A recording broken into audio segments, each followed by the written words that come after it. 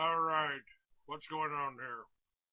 This is Jim Fetzer, your host. Okay, thank you, Jim. A very special guest today, especially in relation to Sandy Hook. He's a nationally recognized school safety and security expert and consultant who's provided safety training in school assessments for more than 4,000 school districts nationwide. Formerly the executive director of the National Institute for School and Workplace Safety, he has recently formed a new safety and security company, Children's Safety Institute. Previously to founding the National Institute for School and Workplace Safety, he worked in public education as a teacher, dean, assistant principal of an alternative school, and director for school safety and security of the Seminole County Public Schools, a school district of approximately 65,000 students. He has a law enforcement experience, a former Florida state trooper in Miami, a United States custom inspector. Because of his unique background in both education and security, he was invited by the United States Department of Justice to train over 3,500 school police officers, school superintendents, and school principals. I'm so pleased to have him here. Wolfgang Halbig is his name. Wolf, welcome to The Real Deal. Well, thanks a lot, Jim, for inviting me today. Well, Wolf, it seems to me that you are almost uniquely qualified to address the issues related to Sandy Hook, which seems to me to be one of the most pressing issues confronting the American people today, because they have been subjected to a barrage of propaganda and disinformation about this event. Well, it has few parallels. I could speak of a couple, because 9/11 and the Boston bombing come to mind, but I think that Sandy Hook, because of its emotional appeal, because of the allegation that 20 children as well as 6 adults were killed by a young man with an assault rifle, has had a tremendous impact across the country and has motivated a whole lot of gun control moves that, in my opinion, are completely unwarranted and contrary to the best interests of the American people, not to mention subversions of the Second Amendment of the Constitution. Well, what I see as I travel across the country as a national school safety consultant is that I am seeing outright panic and fear in all of our public schools, private and parochial. And in every training session, there's a one common denominator, and always goes back to Sandy Hook, the elementary school shooting, and school board members and school superintendents asking the question, what do we do? What do we do? Well, the first thing is we have yet to find the truth. And I'm very diligent. I cannot afford to stand in front of 300, 500 people and provide them information or direction on how to make their safe school safer, when even I, as a national consultant, I don't even have the truth.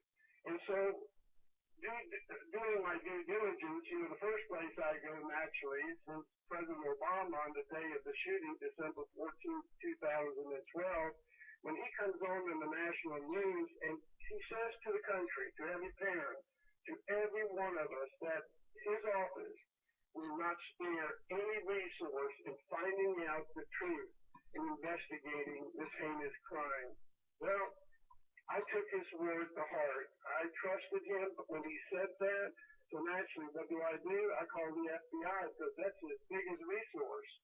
And when I call the FBI in New Haven, Connecticut, and this is really what touches my heart, when I call the field offices in New Haven, Connecticut, I speak to an agent, female agent, and I'm asking, how do I get a copy of the FBI investigative report as to what happened on December 14th, 2012 at the Sandy Hook School? When that agent tells me that I'm never going to see that in my lifetime, it really made me furious. I cannot tell you. You saw me as a Florida State Trooper. You saw some of my credentials. In 1974, 1977, I saw death in Miami, Florida every day. Jim, until you see what death looks like, whether it's a parent, a grandparent, a child, a baby, and you have to transport the loved ones to the morgue to identify the bodies, and when you knock at people's houses at 3 o'clock, 4 o'clock in the morning to let them know that their loved one has died, I have seen death. I know what pain, I know what tears look like. And that's why I'm so passionate about Sandy Hook. I want the truth. And when that FBI agent tells me that I'm not going to ever see it, that the investigation report by the FBI is classified, you have got to be kidding me. And I can't believe that the police chief, sheriff's department, I cannot believe all law enforcement agencies don't want to know the truth. And it really bothers me, and that's where my passion is, and I'm going to find the truth.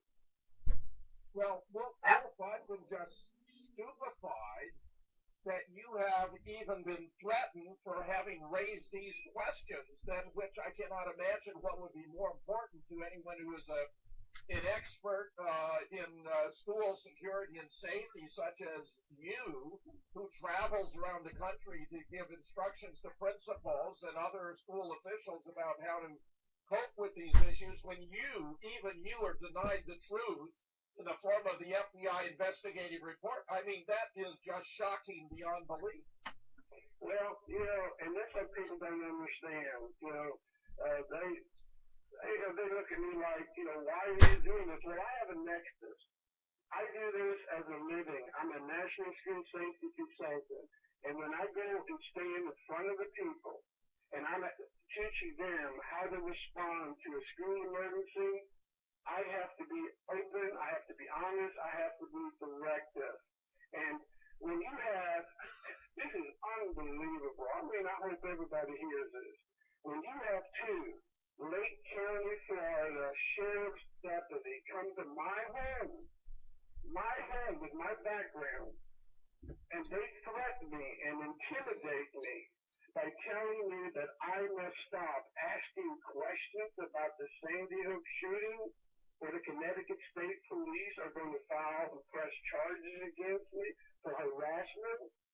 That is unbelievable. I'm a naturalized U.S. citizen. The greatest gift I have is to ask questions. And the day we quit asking questions, we're in serious trouble. And when we're talking about school safety and children and school staff, my God, why would we not want to know the truth? Wolf, I can't think of a single issue that resonates more with the American public than school safety. And I think, therefore, that when they contrived this clever, elaborate hoax at Sandy Hook, when they staged this event, they gave it a tremendous amount of thought. It appears to have been at least 2 years in the planning. We even have reports of Eric Holder having visited with Governor Malloy to tell him what was coming down about a month later. Malloy made a very odd remark during the press conference after Sandy Hook that he'd been talked to about something like this going to happen. And you have to ask yourself, well, what was it he was talked to about, that something was going to happen? Because if he had been told that there was going to be a shooting, a child massacre, in his state, surely he would have taken steps to prevent it. But if he was told that they were going to have a drill, that they were going to fake this thing, that's a whole other matter. And that, of course, appears to be exactly what happened here. Unbelievable. It is, and we're going to keep using this word today on your show, unbelievable. Because I cannot believe that parents today, school board members, are not angry and furious that they're being shamed on something that really, really didn't happen. And they're using children and school employees as props.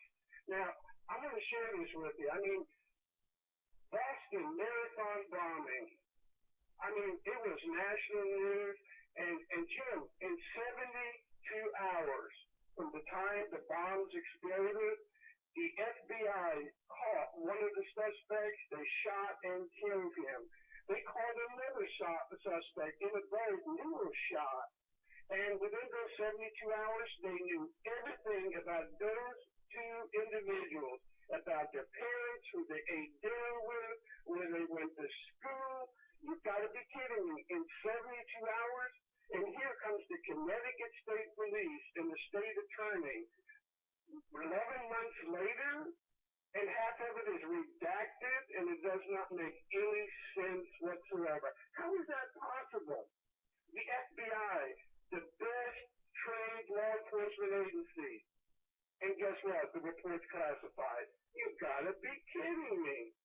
Not only are they keeping the truth from the American people, but when they completed their final report, Wolf, they did not include the names of any of the victims, nor their ages, nor their sex. And while there were 52 autopsy photographs purportedly attending the report, they were all redacted, every single one. In other words, the final report didn't offer any evidence, no proof at all that anyone had actually died at Sandy Hook.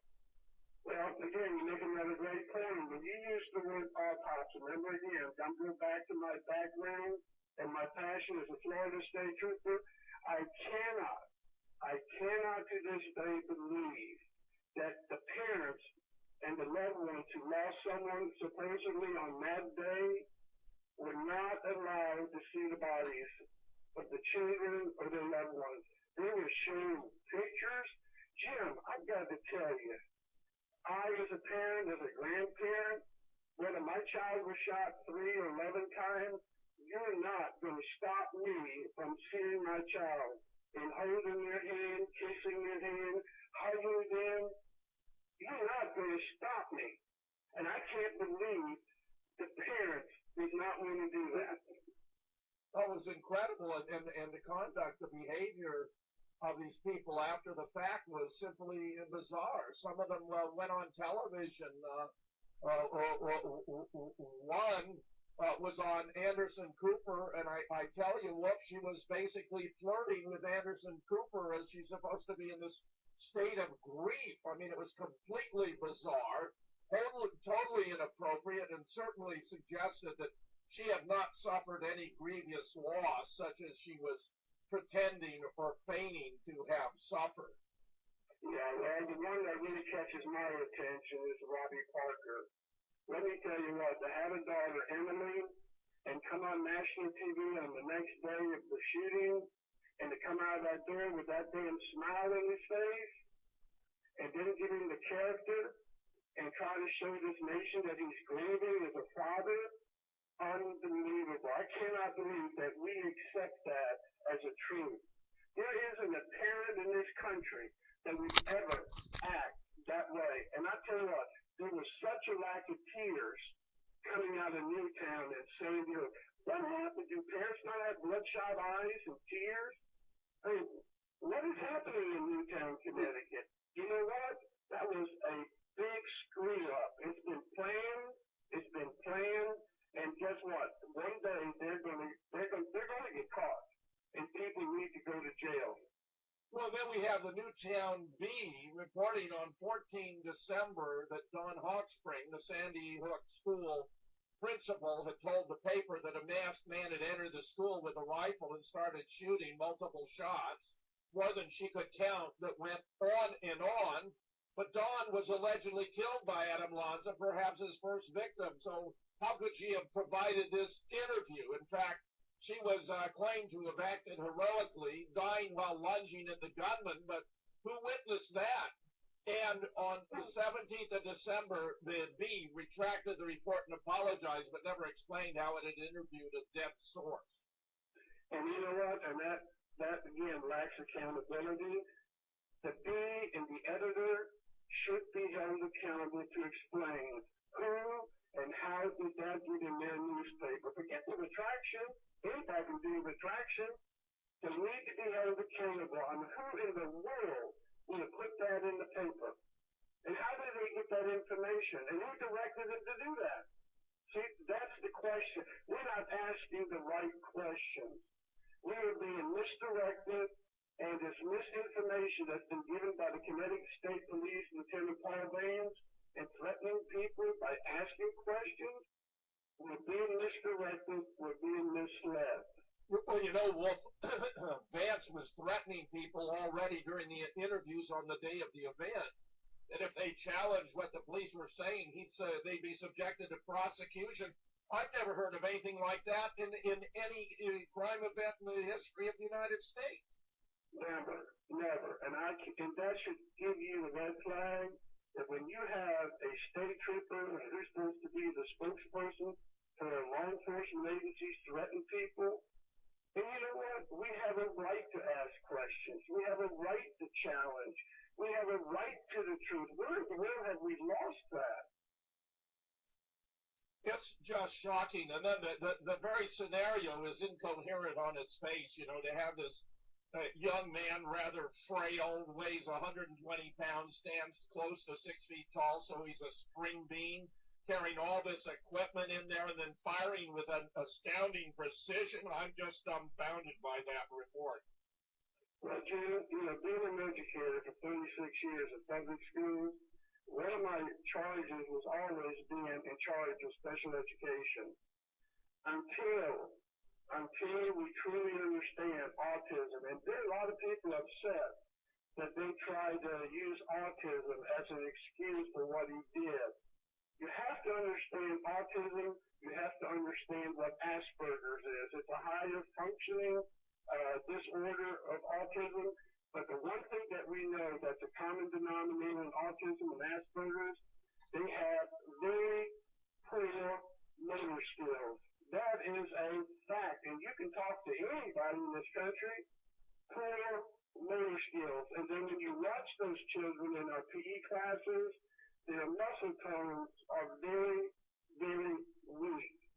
So that in itself raises questions. Like you said, how can a 6 foot, 119-pound child with autism, well, he's a student, he's 20, and Asperger, and if you listen to the police recording, the police officer at 9:59 something actually reports, I have weapons. I see weapons in the room. We have rifles and a shotgun. It's not just handguns. This is a police officer who actually says on the dispatcher's communication, we have weapons, rifle and a shotgun. And that is an outright lie. Well, you know, based on my military experience, and I used to supervise recruit training in San Diego and marksmanship training at Edson Range Camp Pendleton, where I had 15 DIs and 300 recruits under my command. It's difficult enough to carry a single rifle, much less a rifle and a shotgun. I mean, how dumb are we supposed to be? Well, but here's my question to you, Jim. How is it that we're not holding that person who made that communication to the dispatcher accountable? Who was that police officer? What was his ID number? Why do we not hold him accountable? It's just like you had an interview last night with someone, okay? That's the question. Who was the police officer? What's his ID number? How is it that he saw rifles and a shotgun? but nobody holds that police officer accountable. That's how the puzzle works when you investigate a heinous crime like Sandy Hook. You gotta go back to who said what, and I don't see that in the Connecticut State Attorney's report. Have you ever heard of a crime scene where they had a portable, a sign that says everyone must register, and where everyone walking around has name tags on lanyards, and they're all milling around and even walking in circles around the fire station? The whole thing just reeks of a drill. It has no signs whatsoever of being a bona fide emergency. Well, stay focused on the walking around. And again, I share this with your listeners and you, Jim. I've been in schools as an administrator when we've had shootings. In the high school, middle school, I've seen stabbings. I want you to know that you got to picture this. When the news goes out over the radio or television that there is an emergency at a certain school, those parents are coming to this school as close as they can. They will tear down the fence. They will jump the fence. They will do whatever it takes to get their child out of that school. And I want you to know it takes every ounce of energy from law enforcement to contain those parents. Let me tell you something. You look at Sandy Hook and the helicopter footages, I don't think anybody cared. And where the heck are those 500 kids? I don't see any helicopter footage of children coming out of that school and school staff members. Every parent on that morning had cell phones. Everybody's on the cell phone. Nobody took pictures. What is it? That's unbelievable. Yeah, it is. It's completely unbelievable. And, I'm just dumbfounded that someone with your credentials is being stonewalled, and that you could have the Connecticut State Police release their report and not include the FBI investigation as an appendix. Now there is one that should really, really be looked at by Congress and senators. How in the world can an FBI investigative report be classified? I'm disappointed in our United States senators. I'm disappointed in our Congress who oversee education and school safety. I'm disappointed in our Secretary of Education, Arnie Duncan. What in the world is he doing? His job is to seek the truth. And I think they're all conspiring. I think they know the truth. They just don't want the public and the parents to know it. And the truth, Wolf, appears to be that this was one of many, many school shooting drills, and you're well familiar with how often these drills take place, and that they even bring in individuals to play specific key roles who have come to be known as crisis actors. And even though, the phrase sounds odd to those who are unfamiliar with these events, that appears to be a standard part of the operation. Well, let's go back to drills and the protocols. Everything in the United States and education and school safety, it changed in 1999 during Columbine. Columbine was on the national news, and it's the first time ever where law enforcement and the medical services providers actually said, we were wrong. We should have entered that school. We should have seen to see how many kids we saved. Jim, they were outside for over 2.5 hours. They didn't enter the school. They did not enter the school. And so we learned from Columbine that today we have to have, if there's a shooting in any school, we have to have a contact team. Whoever the first respondent from this unit is must engage, neutralize the threat. Once the threat is Hello. Hi, this is Roger Burns. Is this Clayton? Yes, sir, it is, Roger. Good morning, Clayton. Clayton, I'm with Icon Web Services, and I recently received a copy of an online request you made a while ago for information on search optimization for your website. We provide that service and guarantee results in as little as 3 months. Can I take a minute time to review this with you? Well, no, not right now. I'm doing live radio right now. I thought you might be a caller, so I took it. I'm interested in getting some help on it. I do a radio show that goes all over the world. I've got a website that has been up for 20 years. If you do a search, Google on Free American, you get that. I have recently brought back my magazine that's been out for 20 years. It was on the newsstands, Barnes & Noble, Books A Million, Hastings, for over 10 years. And then somebody took offense with something I put on the cover of my March 2004 issue and tried to kill me. Oh, wow. I just don't know. Wow, that's not good. I just don't know which government. Is that what you're saying? That's not good. I referred to 9/11 as an exaggerated case of Jewish lightning, and I don't know whether the ADL or the APAC or the Mossad or the FBI took offense. So. Yeah, I was going to say, could have been the Jewish Federation hiring somebody. It could have been. It could have been. I had the Jews come after me when I started the Free American Magazine and my radio show. And I also started the militias in New Mexico at the same time and promoted them nationally till the BATF blew up Oklahoma City and killed a bunch of people. Yeah. To stop the militia movement. They just don't tell you. They'll tell you, oh, Clay Douglas did the, he started the militia. I damn sure did. I did it in the governor's office. With the governor's permission, we worked for the governor. So, that governor just ran for president, too, but you probably didn't hear much about Gary Johnson from the controlled media. And the media is controlled, but I've got the internet. And I've been doing this radio show for 20 years. I've been publishing for a lot longer than that. I've never been sued for libel or slander. And everything I write is researched, and, I do live shows. I have live guests. I have YouTube, I have Twitter, I have Facebook, I have all of that. Free American 6'9". Well, it sounds like you're out there pretty good. I appreciate your time. Wait a minute. Take care. I'm not done.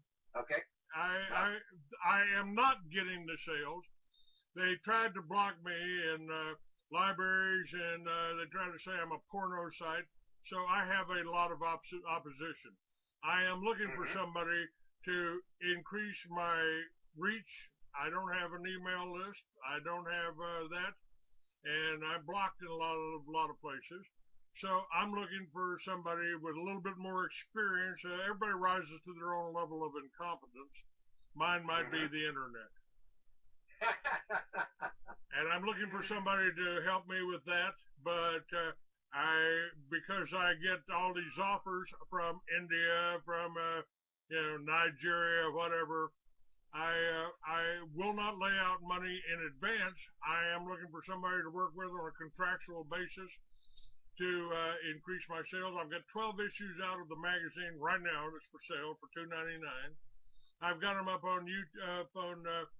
I've got episodes on YouTube, almost 1,000. I've got Amazon Kindle. My magazines are on Kindle. My books are on Kindle. I've got 3 books out right now and 2 more in the works to promote. But again, I'm not getting the sales off of my site that I should, so that's why I'm looking for some help.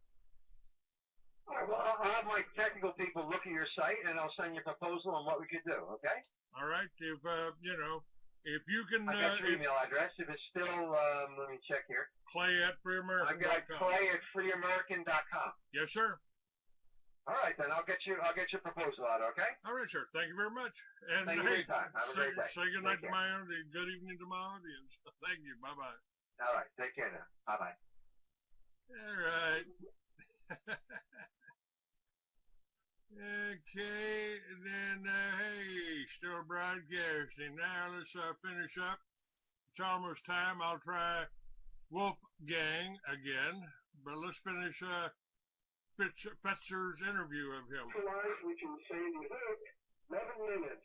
The threat was identified. It's neutralized because Adam Lanza supposedly shot himself and killed himself. Therefore, now the medical services need to engage.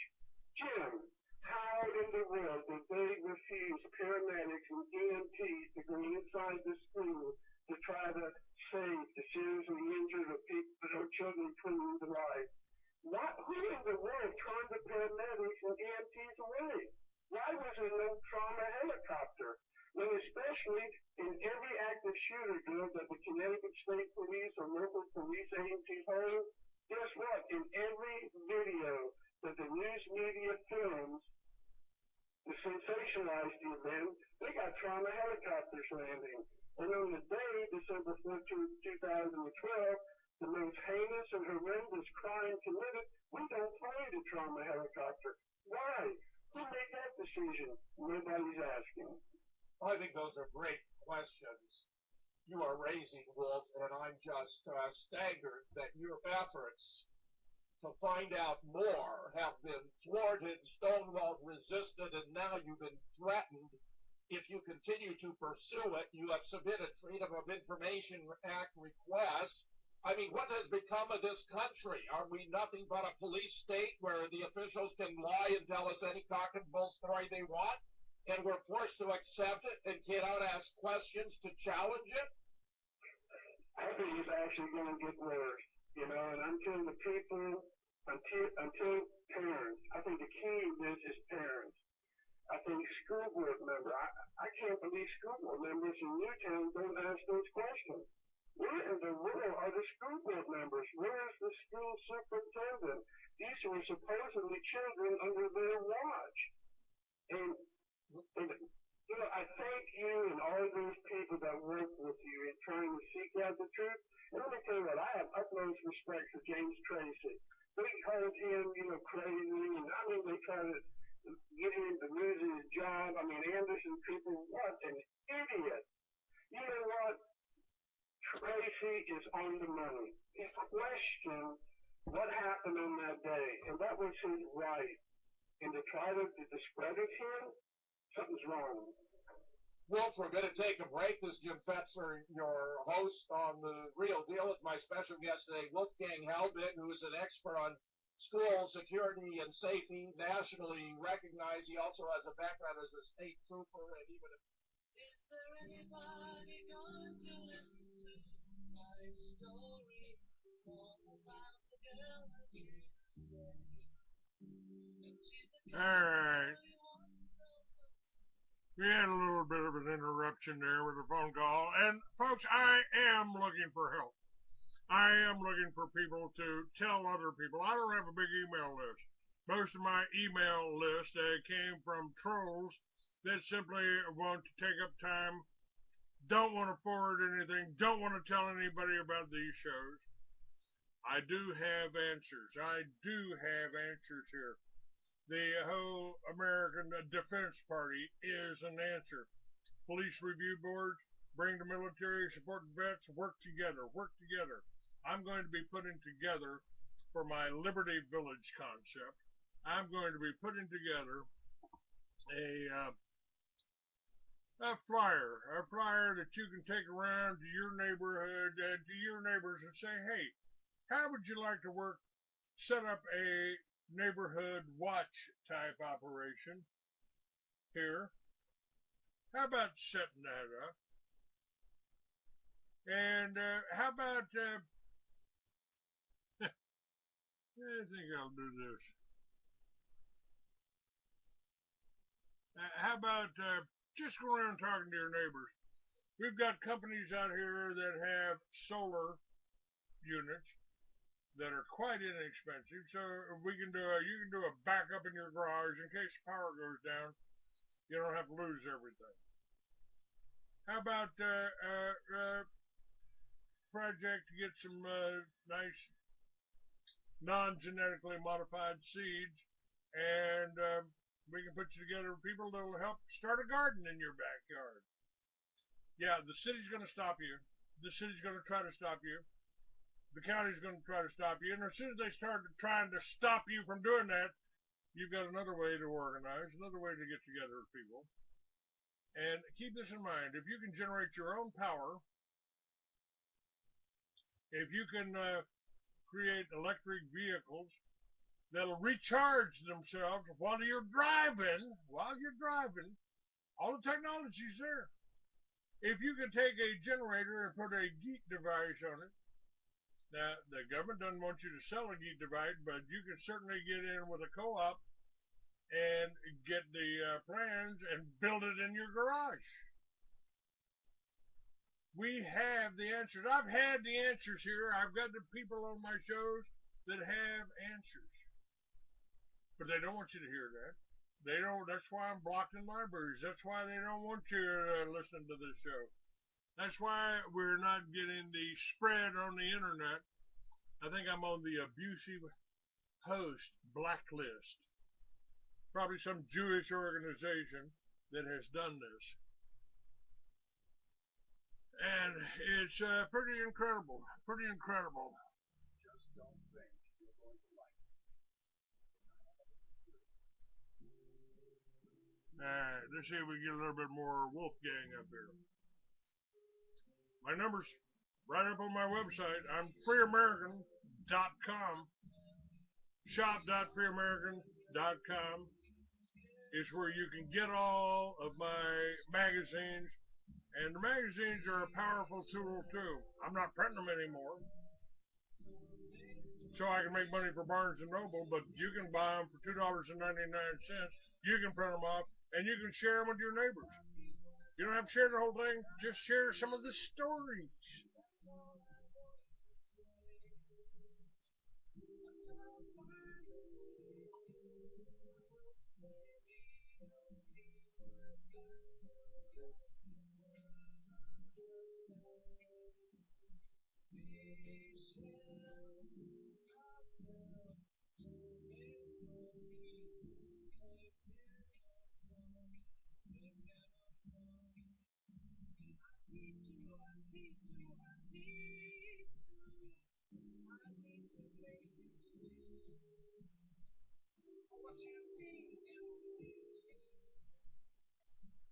Alright, Jim Fetcher's still out.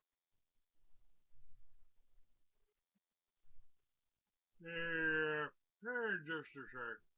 What did I see here?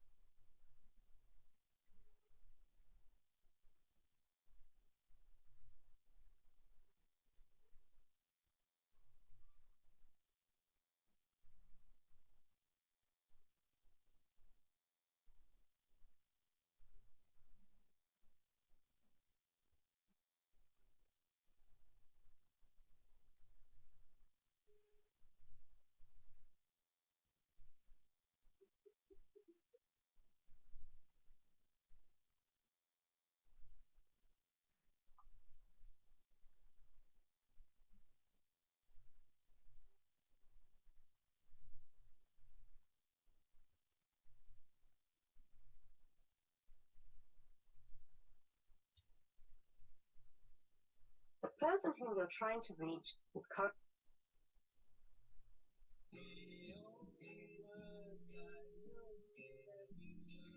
Safety.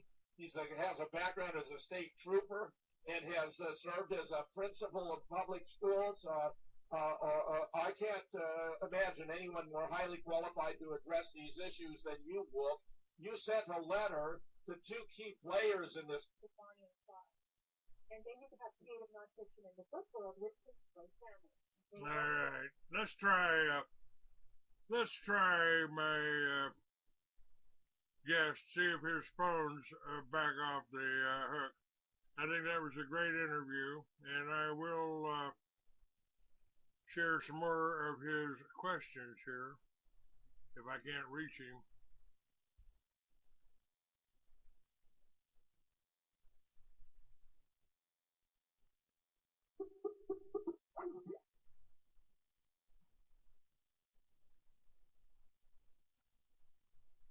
Okay, I've lost something here.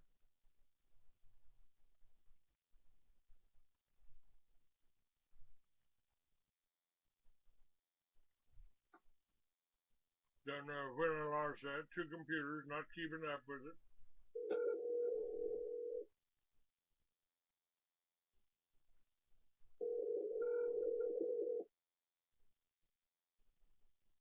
Back on crusade. Sorry for the interruption there.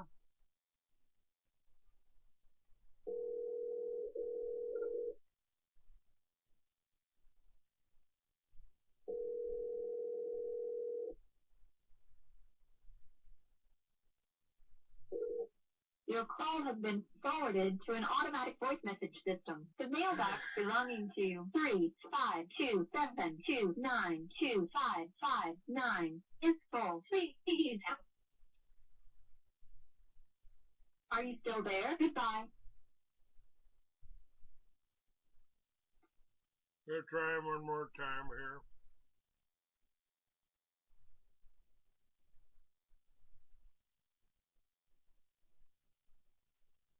Interesting, now they're interfering with the phones of my guests, scheduled guests.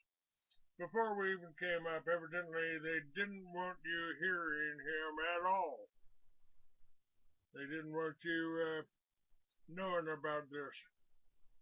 Now, I got something else I want to talk about here if we don't get Your call has been forwarded to an automatic voice message system. The mailbox belonging to 35272925559 is full. Please hang up. Yeah. Are you still there? Goodbye. Goodbye.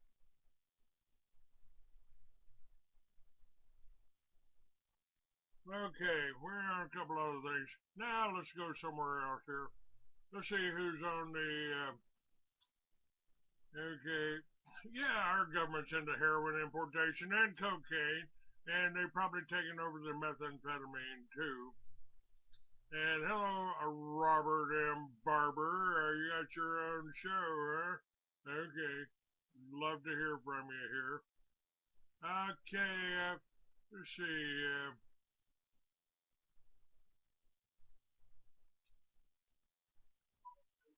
Hello, who is this on the 845 area code? Well, you just mentioned my name, and I'm listening to you here. I wanted to say hello, and this is Robert? listening to you intently. This is Robert Barber. Hello. Speaking. All right, Robert. Well, welcome. Yeah, I'm out here on the Hudson River. Here above New York City. That's I always thought of New York as being Manhattan. I've been there so many times, but the further north you go, the more beautiful. New York's really a beautiful state. I've been up there to the Harley Rendezvous a number of times. Well, that's cool. I've been up to the Catskills, done any hunting. I've hunted all the way up to the Upperland in Michigan. I haven't done much hunting in New York. But I've certainly driven the Catskills. Been in 49 states. Do you do a radio show? What's that? Do you do a radio show? Yes, I've been on and off for about a year, and I'm starting back up again, probably in about a couple more weeks, if not earlier. And, I love listening. I think I talk more than I listen, but I'm going to have to start listening more and more to people as they call in. But I found this show particularly interesting. Regarding the incident on December 14, 2012. And, what do you think about shooters like that? I mean, do you think there's a reason why he was shooting? Well, I don't think Adam Lanza shot anybody. I think they killed Adam Lanza, they killed his mother, and they may have killed some children in the school, but I think that could have been a whole Mossad false flag. I think the goal was to try to frighten the American people, make them scared, give them a reason to become more of a police state, to do more things like Boston. And the whole Columbine shootings that was caused by the drugs, by the cops raping the shooters, and then feeding them the psychoactive drugs that drove them crazy. I can tell you right from personal experience, they fed me Halcyon, Haldol, Valium, and morphine for 3 months, trying to drive me crazy, trying to put me over the edge. Came close. Came close. Did they charge you for that? Did they charge you for it? $750,000 for treating 3 broken ribs and a bump on the head. Good Lord. Good Lord. And why did they do that? Why? Did you say why or how? I mean, it cost money. They did that because I had put in I was doing 2 magazines. Hang on. Just my little commercial here. TruthRadio.com. The truth is out there. All right. And you can, your advertisement. That's my little station break. I do broadcast on Truth Radio as well as Blog Talk. I also broadcast on Crusade or Republic Radio out of California. And the reason they did that, I've been publishing the Free American magazine for 20 years. And I was in Barnes & Noble, I was in Books A Million, I was in Hastings. Then I started publishing, I went over to Arizona, from New Mexico to Arizona, to start a motorcycle magazine called Arizona's Thunder Riders. And have you ever ridden an Indian? I started Indians. I helped start Indians. I was in charge of PR for the Indian Motorcycle Manufacturing Incorporated out of Albuquerque, New Mexico. We did the debut. My father. Go ahead. My father died on one. He had 3 accidents on his Indian mechanic, and he died when I was 7, so I never really got to know him. But I heard he was a renegade on wheels,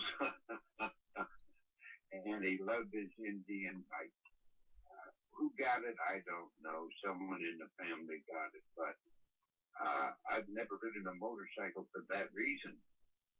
He had an accident, had a cast put on, went out, had another accident with his cast on from his first accident. And then the third time he went out, he had the new cast on from the second accident, and sideswiped the truck with his tire, and hit that tire, flung himself up, and came down to his death. That's as far as I know. But I know the Indian bike, from what I was told, you need to be a mechanic to really own one of those and have it ride real good. Is that true? Well, it used to be true of a Harley. You know, a lot of our Harleys were held together by duct tape and baling wire. So they've refined them a little bit. And I think Indian's on its 3rd or 4th incarnation. I put IMMI out of business. Are they still making them? Yes, sir. That's what I was just telling you. I helped start Indian Motorcycles. I was in charge of the PR for Indian Motorcycles. Wayne Bachman started Indian Motorcycle Manufacturing Incorporated out of Albuquerque. I went to work for him, found out he was kind of conning people and not really capable of building a bike. And so I put him out of business and then started, I referred the lawyer to a gentleman that was running South County Motorcycles. And he started building Indians. That was Ray Sotelo. And Ray had a 100,000 square foot warehouse in Gilroy, California, building Indians for a year or 2. Wow. Then the big name corporate guys got involved and put him out of business, and they went bankrupt shortly after. And I think Victory Motorcycles is now building an Indian. What kind it is or what kind of a bike it is, I haven't been able to find one to even ride it, so I couldn't tell you anything about that. But I was in this motorcycle accident, and people have asked me, "Aren't you afraid to ride now?" They tapped my phone in May 20th, 2004. I called home, asked my son, "Where do you need me to go next, Dad?" Son, he said, "Where are you, Dad?" I said, "I'm on the north side of Phoenix, Sacred Skin Tattoo Parlor. Go down 24th Street to McDowell, turn left, go to the wheel shop. It's right there." "Okay, son, see you later." And 2 blocks before I got to McDowell on 24th Street, a woman came out of nowhere, T-boned me, hit me hard enough to roll my Road King motorcycle over me 3 times. And I hit my head on the curb. I don't wear a helmet, still don't. And they rushed me to the hospital. Said, "Man, this guy fought us all the way. Didn't want to get on a stretcher. Didn't want to get in the ambulance." Doctor said, "Well, it's a good thing he did that. Kept the blood flowing through his brain." And then they started drugging me. They told my family I had a severe head injury, might never be right again. They recommended that they get guardianship of me, make arrangements for long-term care, and make sure he takes these pills. Make sure he takes these pills. They fed me for 3 months, and I believe they tried to kill me. I believe and I've had people tell me in the medical profession that looked at my medical records that what they gave me, Halcyon, Haldol, Valium, and morphine, should never have been given to anybody at the same time. So I think they were trying to kill me. And they failed at that, obviously. And then I had guys show up, blue pinstripe suits. "Hi, Clay, how are you doing? You been hallucinating, Clay?" "Yeah, a little." "Why, who are you?" "We're CIA." "CIA, huh? What are you doing here? And what are you doing in this country? What are you doing fucking with me?" "We don't like you publishing that motorcycle magazine." "The motorcycle magazine? Free America's the one that exposed you spook types in. Why would you care about a motorcycle magazine?" "Well, you paint a rosy picture riding motorcycles. You got a big audience. We don't like that." "I see. Does the term tough shit mean anything to you? Get out of my hospital." And hey, boys, hey, listen, thanks for the high, man, but frankly, it wasn't nearly as good as that acid you brought in the 60s. Get out of my hospital. When I got, a week later, I was well enough to get out of the hospital. And my family tried to do what the doctors told them, tried to get guardianship. They sent a woman in to interview me. And I walked out on a $750,000 hospital bill. I didn't pay it. Wouldn't pay it. Couldn't pay it.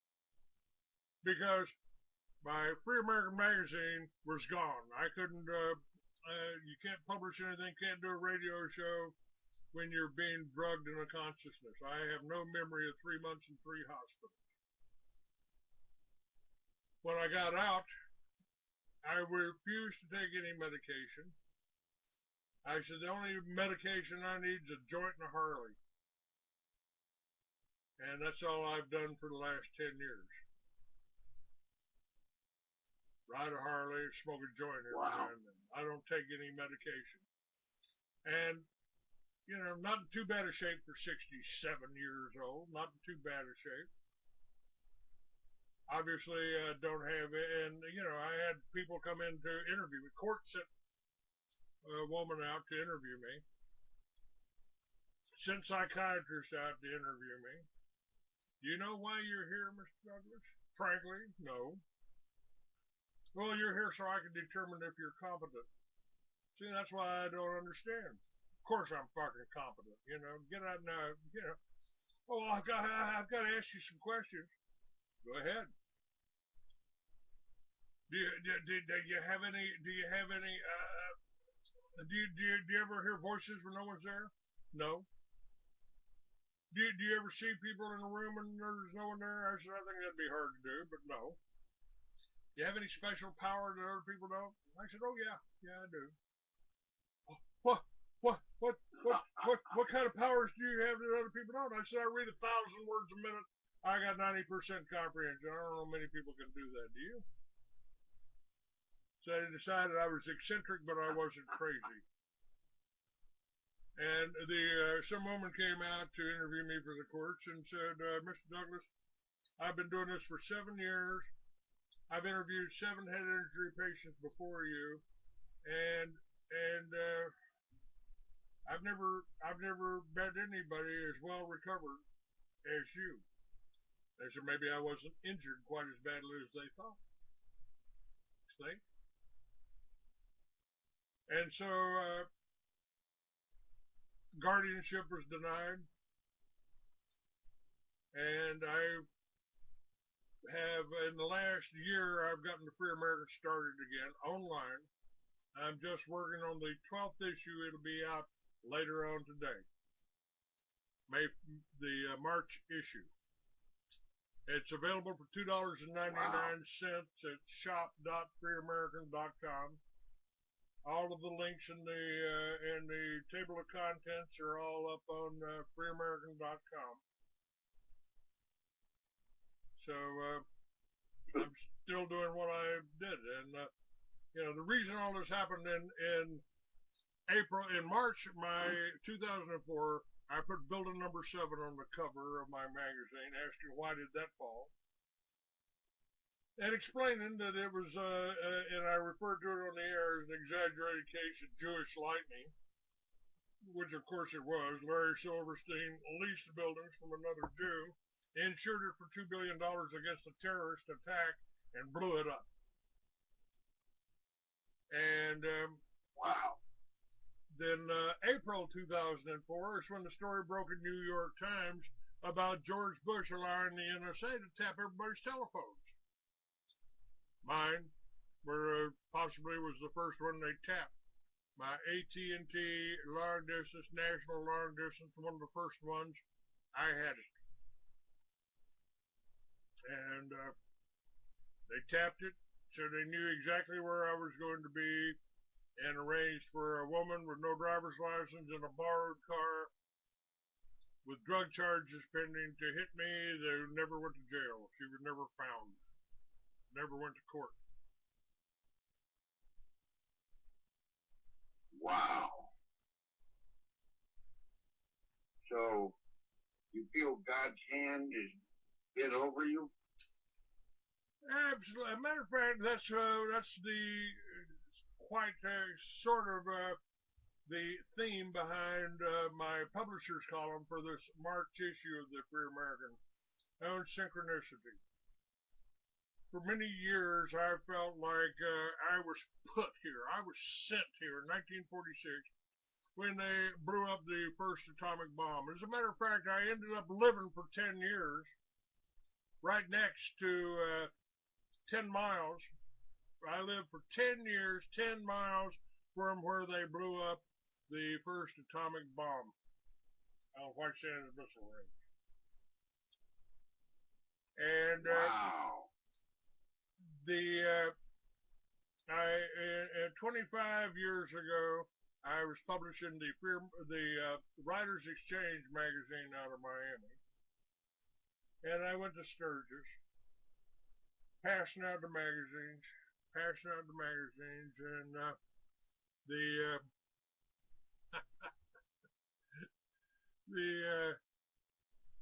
Vietnam vet handed me a sheaf of documents. So let's see what kind of balls. Are you a vet? Yes, sir. Are you a vet? Yes, sir, I am. United States Sergeant, United States Marine Corps here, Vietnam, 66, 67, Da Nang. I volunteered for Vietnam in 1964. I didn't go. They tried to kill me before I got there. I had just signed up for OCS. I was volunteered for Special Forces, Airborne. I was in my last week of basic training. I signed up for OCS and I went and took a test. And I was turned down from OCS, and I was pretty upset about that. I went bound pounding on the table, sergeant's table. I want to know why I didn't get OCS. I have never failed a test. Ever. Oh, you didn't fail the test. You scored so high on the test they won't let you be an officer. What? What? What do you only allow stupid officers? Dumb officers? What's the deal? No. But anyone with your IQ will question orders. A week later, I went through, got my vaccinations, and came down with spinal meningitis, had a black sergeant, didn't think I was sick, marched me around while I was being paralyzed. I was the last one in the doctor's office. I finally got into the doctor's office after I got off a bus, waking up so weak I couldn't do a push-up, I couldn't walk, I was being paralyzed. And I got into the doctor's office. He said, "What seems to be the problem, son?" I said, "I'm sick, you son of a bitch," and passed out. I woke up in a bed of ice. They notified my mother that I wasn't expected to live. And obviously I did. But after that, you were in the army? I didn't go to Vietnam. No, sir. I volunteered for it in '64, but I did not go. Yeah, the Army, right? Yes, sir. RA 18691-506. RA. When I said I forgive you. Yes, sir. I understand that. I've got a lot of friends that are leathernecks. Well, let me tell you, I have all the respect for bikers. Which one? You know, Razor. I'm sure my mama didn't like that, but he loved this Indian bike. I told you he died on one, and that's why I don't ride a bike. But it's all we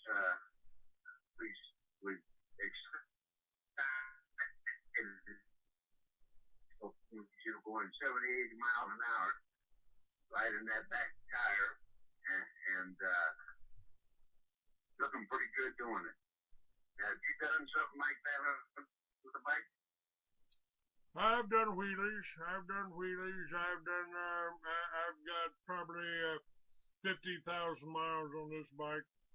Now my dog has more miles on a Harley than most Harley owners, so I got Harley riding Chihuahuas. And within hey, let me you mentioned yes, sir, go ahead. From the White Sands Missile Range, lived 10 miles from it off. Yes, sir. Let me ask you, if you were there, did you ever hear of things unusual in the area? Of a what? Repeat that. Anything unusual in that area you grew up in? Was anything unusual in your youth that you heard, may have seen in the White Sands area? Well, yeah, you got a bunch of gold that disappeared off of White Sands, went into somebody's pocket. There were Roswell wasn't the only UFO crash there in New Mexico. They monitored White Sands pretty closely, and another UFO went down just over near Socorro. Army picked that up and took it. My father-in-law was the Marine Colonel, Colonel Lloyd Conrad. Had a huge picture frame filled with all of his medals. He was the Marine Colonel that escorted the surviving alien from Roswell to Truman's office. I don't know if you ever got to meet Eve or anything, and it's pretty classified, but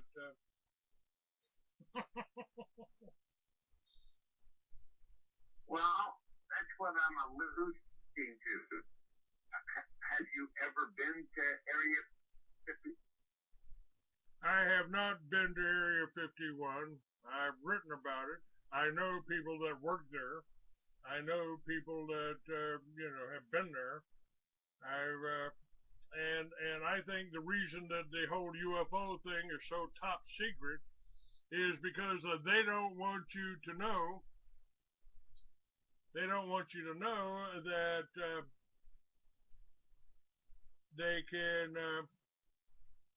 we can have lunch on the moon. A few people on Earth can have lunch on the moon and be back in time for dinner without using a drop of gasoline. Okay, get my question. Do you know that the United States is building UFOs? Are they building them? Yes.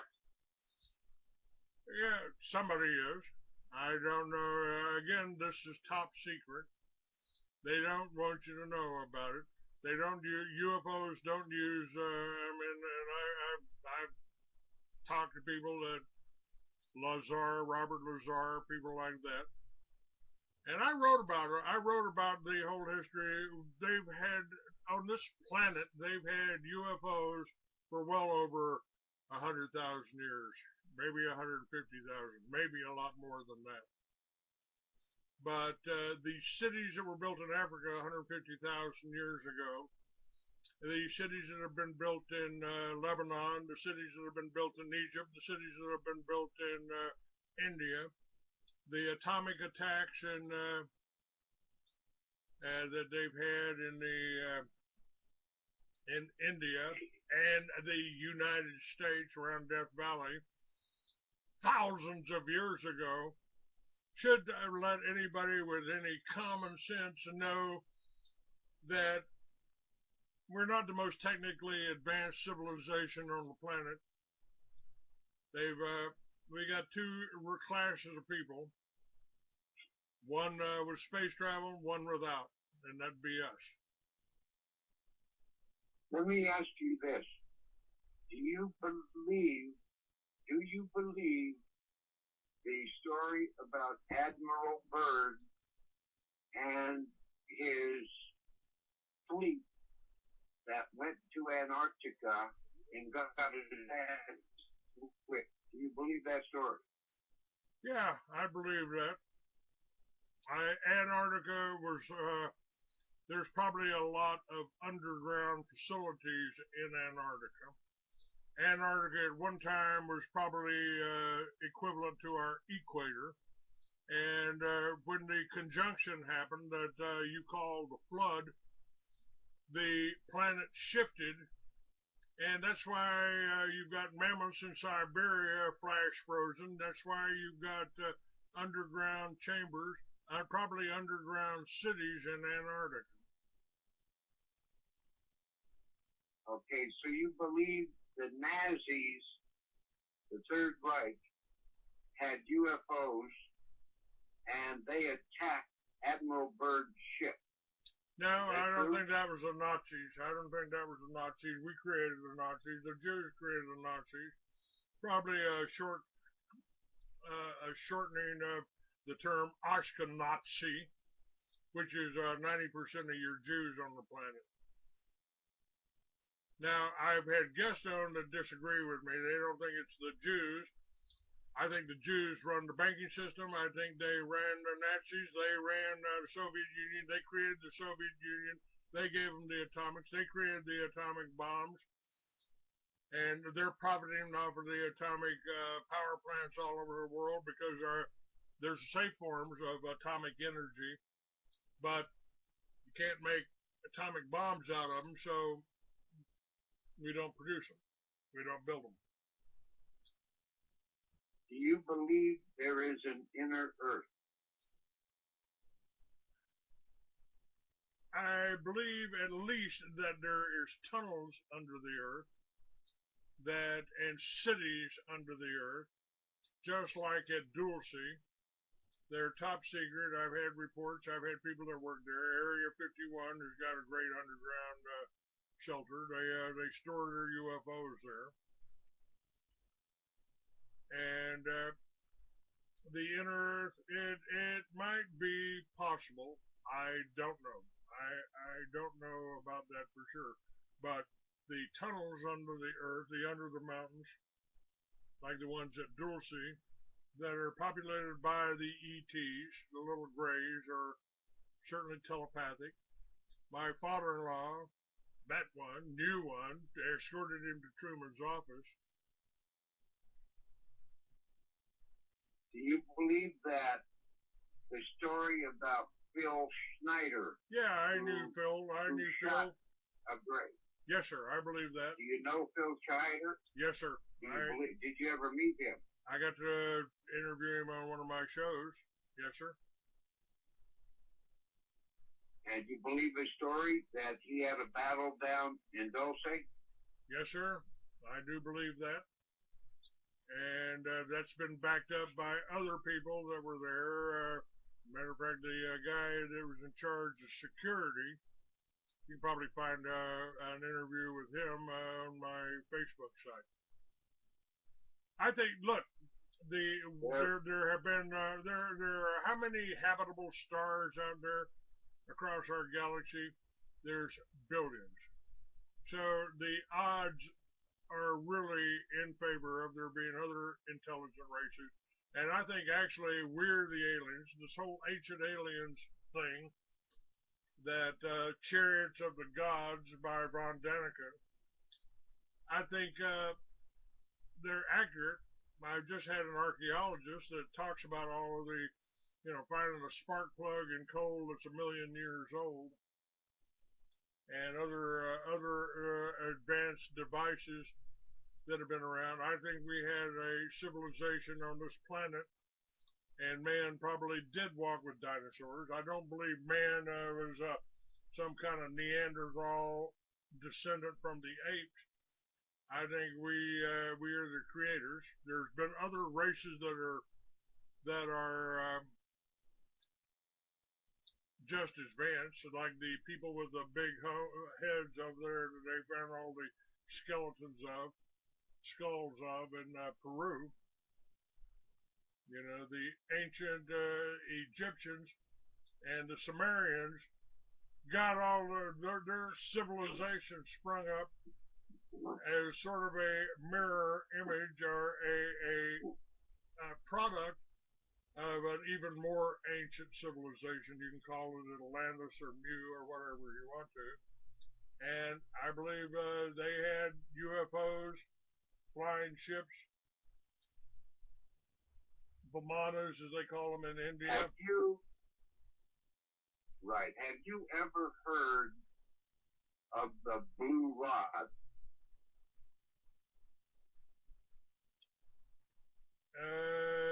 Vaguely. I'm not sure what that's in reference to. There are the Blue Rod. The Blue Rod levitates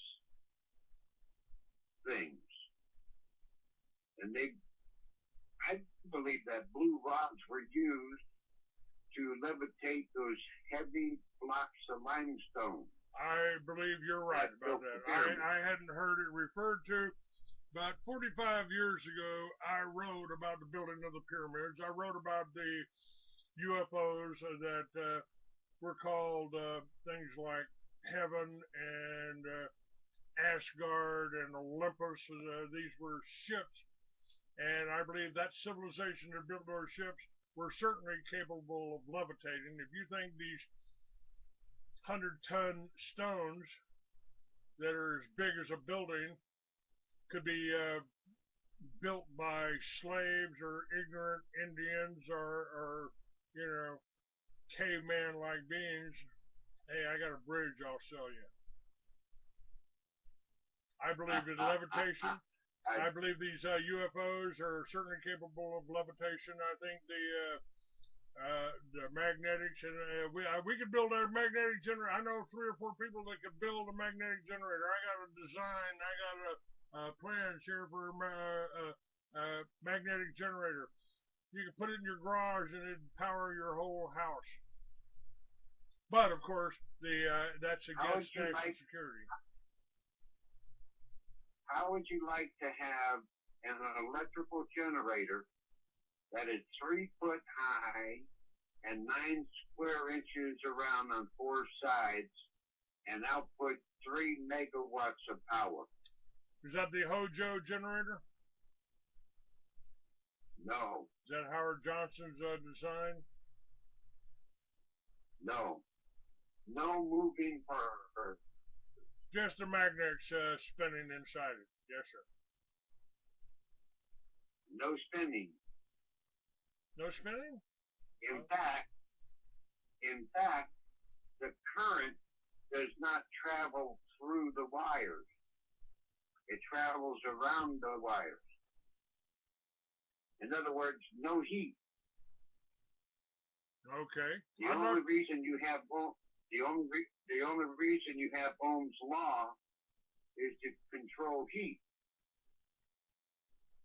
And with this device, the inventor is looking for the proper manufacturer to manufacture them, because he believes now, since we're in the Aquarian age, that might is in charge once again, and he's able to have them.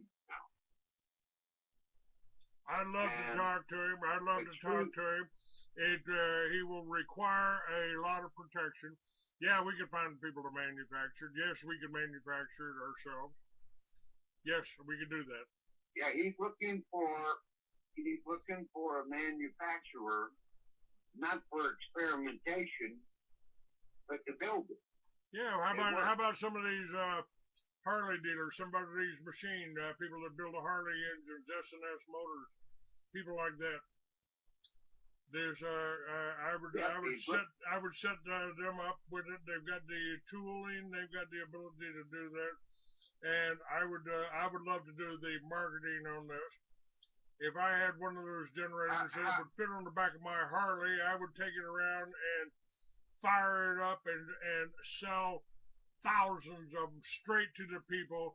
To hell with the government. My plan for Liberty Villages is we could use solar, we could use wind, we could use magnetics, we could use whatever the technology is that we got to become totally self-sufficient. If we grow our own food, generate our own power, we don't need the government for nothing. We don't need the bankers for nothing. That's right. Don't need the power companies. Don't need the power. That's the biggest scam of all, man. You know, now Tesla probably had that. He built that. And J.P. Morgan. J.P. Morgan. He's rolling over in his grave, you know. I'm telling you. I'm telling you. Yes. Listen, the inventor I'm talking about converses with Tesla. And that's how he built this generator. Yeah, well, tell him to converse with what was his name, Habsburg? I don't know. The guy that provided the propulsion for Lindbergh's little Cessna that crossed the Atlantic Ocean. He couldn't have done that without something besides the fuel for the airplane. The airplane couldn't have carried enough fuel to get across. So we've had the technology for at least 50 years. I'm sure there's people that can do that. I know people that have built the little magnetic generators, and we had to tear it down, man, because we were generating so much electricity. The power company was having to send us $500 or $600, and they were going to send the police or the jackbooted thugs after us after that. And of course, that's what they do. Paul Pantone is a friend of mine. He built the Geek carburetor, which is an improvement off of the Pogue carburetor. I got a father-in-law that built the Pogue carburetor. Paul Pantone got put in an insane asylum for 3.5 years, and my father-in-law was threatened, you need to take that Pogue carburetor off of your truck there and destroy it, and the one you're building for your neighbor, Mr. Colonel Conrad, you need to take that one off too, destroy that, or we'll kill you. Yeah, I mean, they get pretty nasty. We're not going to be putting up with those people much longer. I hope you heard what I said. I hope so too. Time is almost up for them. Well, Life is in charge. One thing we need is your friend's invention. Yeah. That friend's invention will set us free. That cuts the cord for the power company. It controls. The only reason they've got this power over us is they control our money. Every one of us donates $100 or $200 a month to the power companies. Fuck that. We can stop that. That's right. That's right. We don't need the power company anymore. And we don't need the government anymore. Even with the technology we got now. Even with the technology we've got. We are free and responsible for our own actions. Robert? We don't need government to tell us how to do things. We know how to do things. Robert, there's one other little thing that you need to understand, and this enrages the Christians out there. This enrages a lot of people. We need to abolish all the laws against victimless crimes and make everybody their own, allow everybody to provide their own source of power without the power companies. We've got the technology right now. We could build an electric car, put a 12-volt battery in it, and run this electric car off the 12-volt battery by simply putting the alternators, the generators, in the wheels. So the wheels, as the wheels turn, as the car runs, it generates all the electricity you need to drive the car. That technology is available. Nice. What? That's nice. Very nice.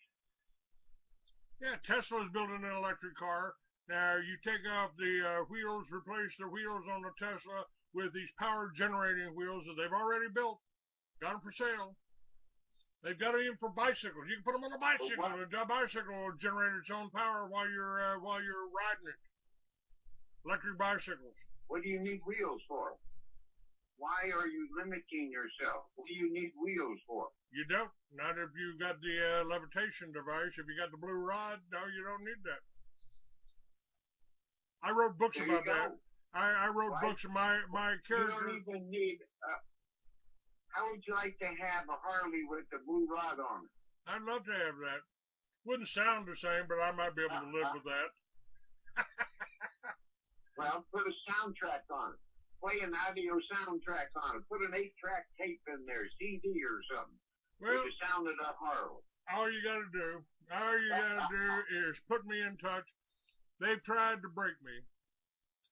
Oh, matter of fact, in my articles about the Earth ship Heaven, most powerful vehicle on Earth, capable of levitation, capable of levitating, capable of with lasers that can carve rocks, and my character, who happened to be named Lucifer, and certainly wasn't the devil in my fiction book, but Lucifer had a Harley hauler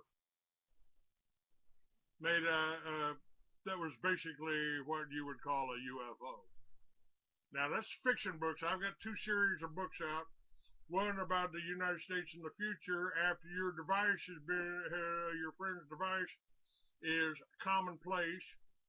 And after we've abolished all the laws against victimless crime, you want to kill yourself with heroin in my new society, my futuristic society.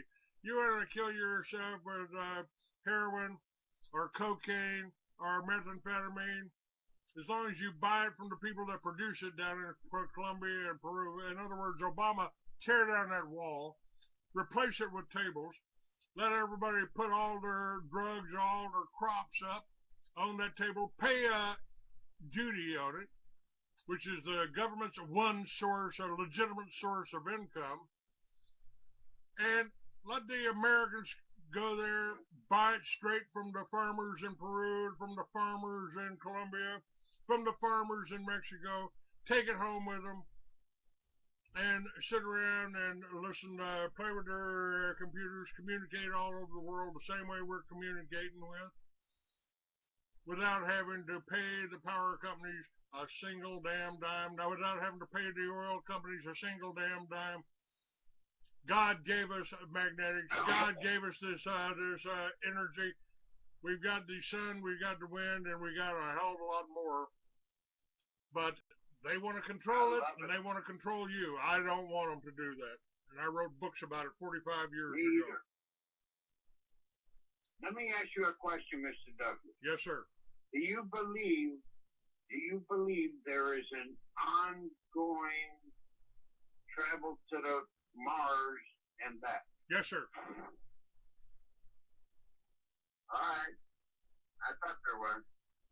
They built them the Stargate thing is real, very real. It's been around for thousands of years. We can travel to other planets. We can travel to other galaxies. That's real. It's not fiction. They got that from reality. All right. So you believe the Air Force is highly involved in it? To a limited extent. I mean, it's kind of like being in the Masons, you know. The Masons below the 33rd degree, they think they're just in the good old boys club, you know. It's only after they get over the 33rd degree that you realize that their whole plan is satanic. And I don't use the term Luciferian because I think Lucifer was a good angel that wanted to take care of mankind. And so the bad angels, the people that were opposing as gods, simply demonized him and used him as the bad guy to scare children with. You are so you're over there rubbing shoulders with truth right now. I knew, you know, here's the one thing I don't know, Robert. What I talk about here, what I wrote about 45 years ago, is now becoming true. I mean, and so I don't know whether I've just got a good imagination or a real good memory, and my memory goes back 10,000 years. Well, I believe you've been an ascended master many lives before, and you are more than likely a Newman in waiting. New men and new women will inherit the earth.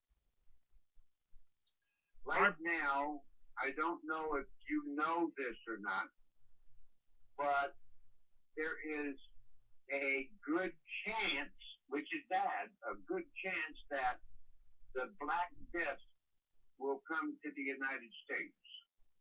Yeah, they planned it. I'm talking about the plague is now in Madagascar again. Every year it surfaces, and now there are people dying in Madagascar of the plague, and it's on its way, along with cholera and dengue.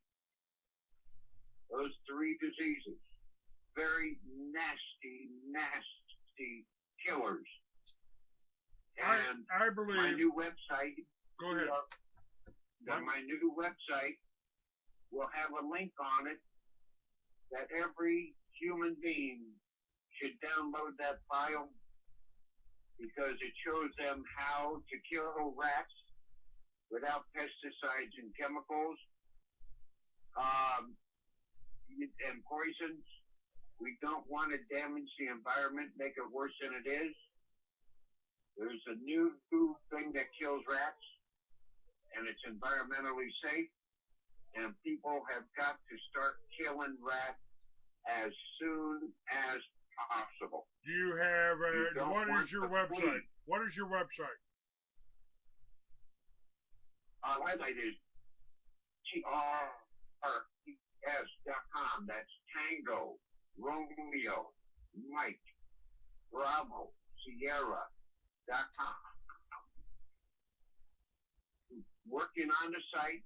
I just got the menu built for it. It's built for a cell phone, but you can still see it on a regular website. And the reason I'm building it for a cell phone, there's more people using a cell phone now than a desktop or laptop. You're right. You're right. And one of the things that I want to do, I want to go on the road. I want to put a juice box or one of your friends' generators on the back of my Harley. And I want to go to all the rallies and show people that you can be, here's how you can be energy independent. Here's how you can take care of yourself. Hang on, we got a lot of something here.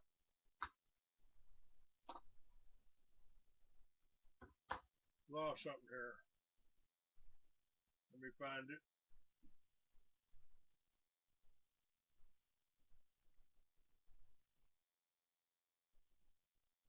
Okay.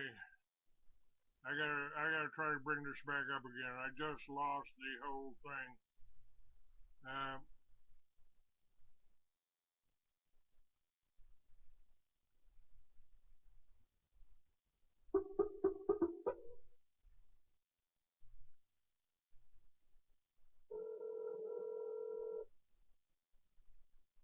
Welcome to Blog Talk Radio.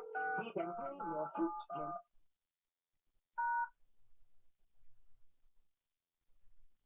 Our menu has recently changed. Please listen carefully to the new prompts. To start your show now, press 1. Since it appears you're calling back into a live show, we are reconnecting you now. The Black Flag. All right. Hey, hold on just a second, Robert. I just I lost all my connections here, and now I've got them all back up again. So I didn't hear that last. You better not gone on to the last one. But I was saying that everyone has to start killing bats. Don't use any pesticides and don't use any poisons. Wait till you read my file. The file has the information in it. It tells you what to get and how to put it together. And it's very environmentally safe. But if you don't want to do it, then let an exterminator do it. It's not harmful. You can drink it and you won't get sick. Your cat and dogs can drink it and they won't get sick. But rats, when they drink it, they die within minutes. They're dead. So that file will be available by Sunday through tomorrow because I'm using it with PayPal. I had to check with PayPal. I had a conversation with PayPal to make sure that my button will work and everything so that people can download it. And as I said, I'm expecting about 15 million people worldwide to download it. All right, it's that Robert, important of a file. Robert, I've got your side up. And, you know, you asked me about what I believe. I've told people that I think God is alive and well. He just uses the internet today because this is the 21st century and burning bushes are passé. And one of the things that one of the things that I need here, and I've been talking about, I've talked about this whole power source and UFOs 45 years ago. I wrote about them. And what I've told people now, you can get my books up on for $2.99. Goes into PayPal. You can get my books up, and you can read them on the phone. You can read my magazines on the phone. You know, so I need help getting this out. I need to help getting the Free American out, getting the links out, getting my books out, getting my sales out, getting this magazine out, and I will help you and your friend. I'll talk to you off the air, and I will work with you to promote this product. I'll help you build a product, The only thing I need is a little bit of backing here. They have tried to kill me financially. They got my number on uh, uh, abusive host blacklist, so they want to try to put me in the same category as porno site, so you can't get me in the library.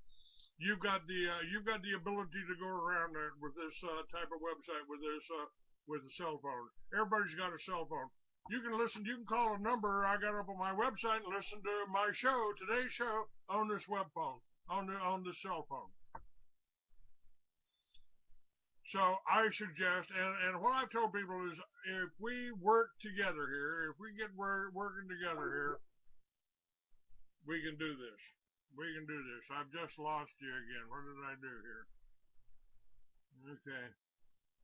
Let me bring you back up.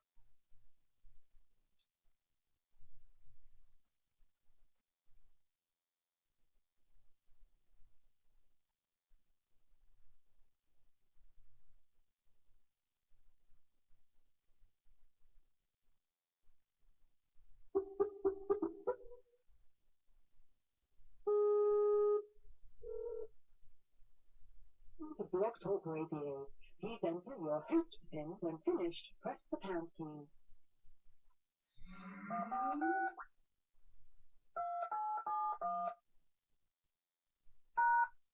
Our menu has recently changed.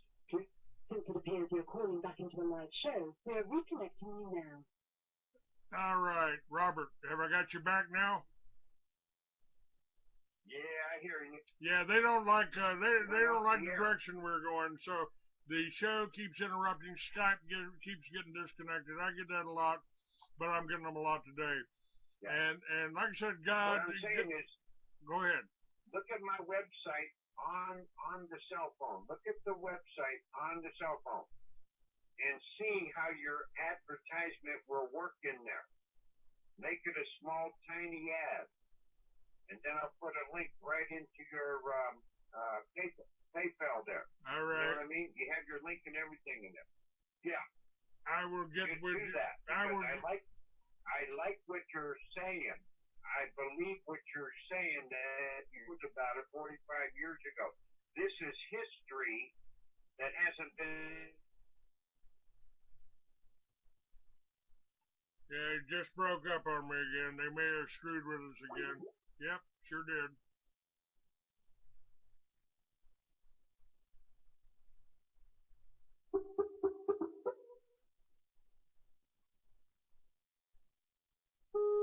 Welcome to Blog Talk Radio. Please enter your host pin. When finished, press the pound key.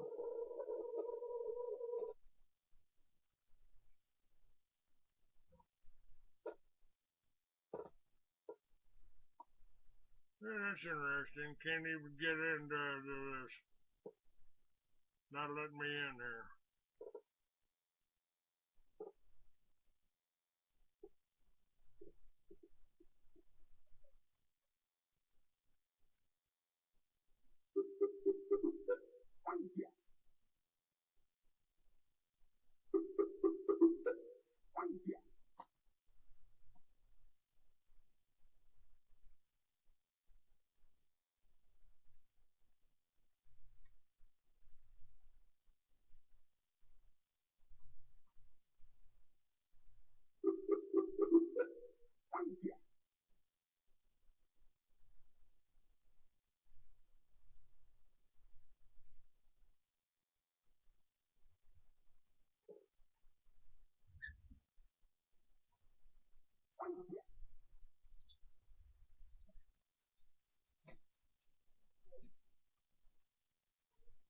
Just a minute.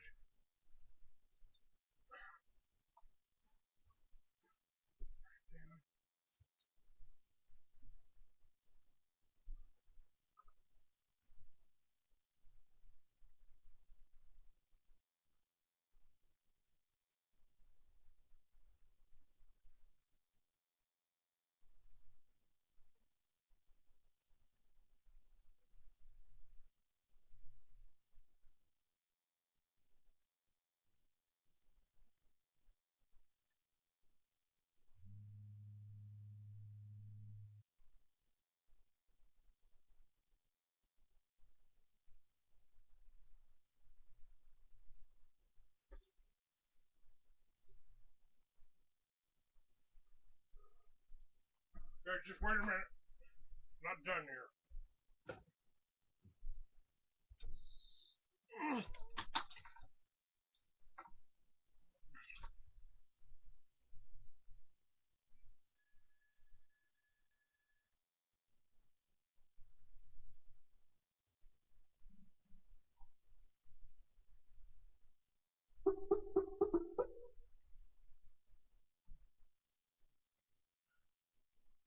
Welcome to Blog Talk Radio.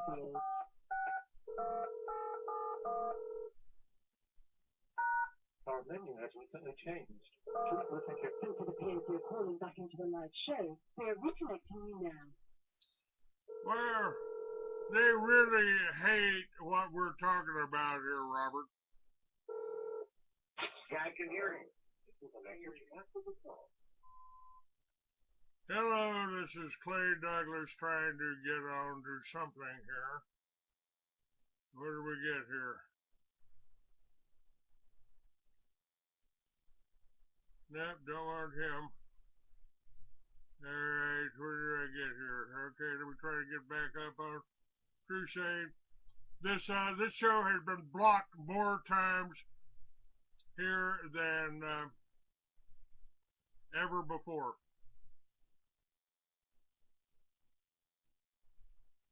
Pretty interesting here.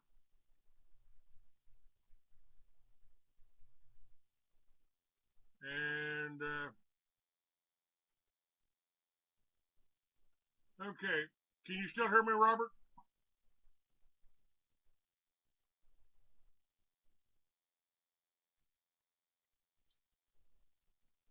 Okay, Robert, are you with me here?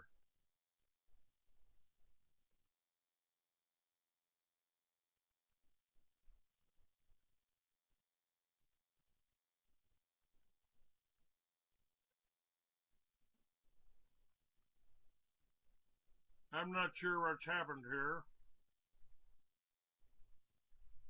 Robert, I'm trying to get on with you.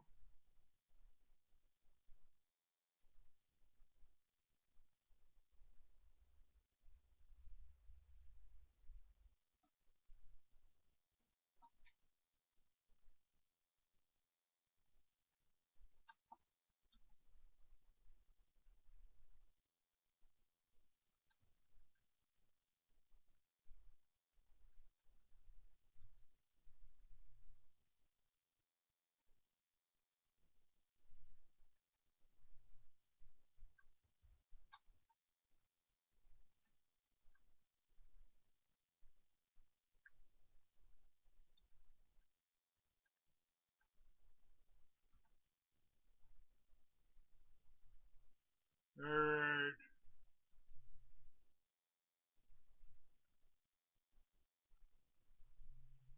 Robert, can you hear me now?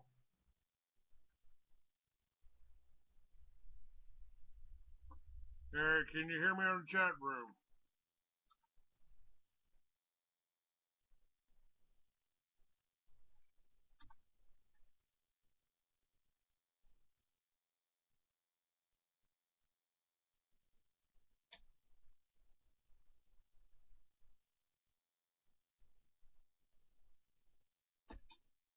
All right.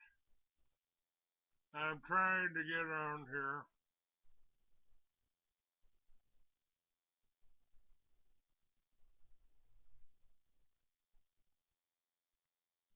All right, guys, I guess I'm out of time. I don't know what happened here to Blog Talk.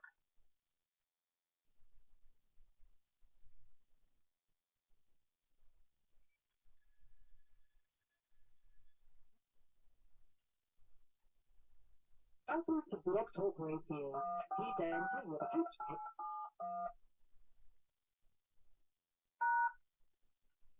Our menu has recently changed. Please listen carefully to the new prompts. Since it appears you're calling back into the live show, we're reconnecting you now.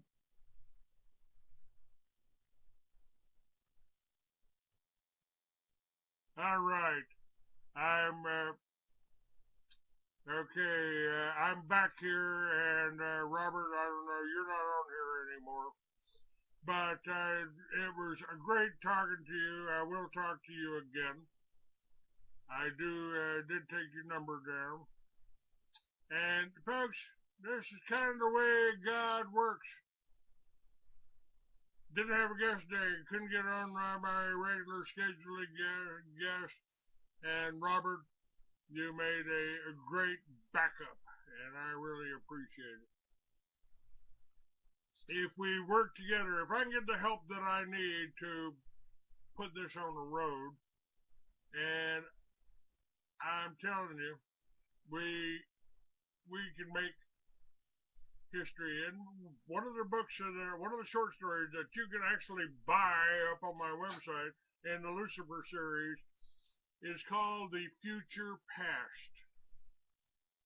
We can, and basically, our past is our future. I will call you. God bless you all. Get the Free American Magazine. Tell all your friends about it. And let's do this.